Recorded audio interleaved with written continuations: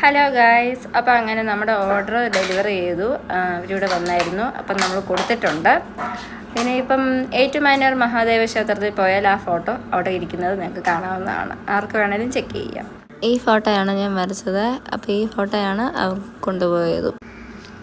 ഇന്ന് പറ്റുമെങ്കിൽ ഒന്ന് കവിയൂർ പോകണം, അതുപോലെ തന്നെ ആറന്മുളയിലും ഒന്ന് പോകണം.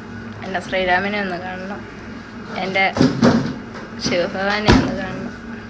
ഞാനത് റിവീൽ ചെയ്യുന്നില്ല, അത് താല്പര്യമില്ല എന്ന് പറഞ്ഞു.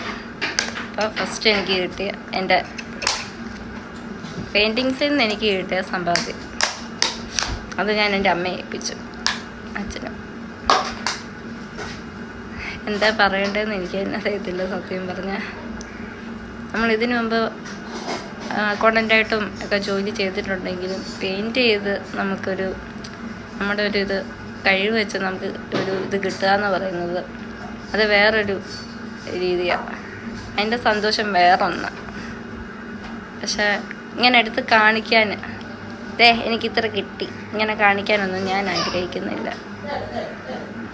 അങ്ങനെ അഹംഭാവം കാണിക്കേണ്ട ആവശ്യമില്ല.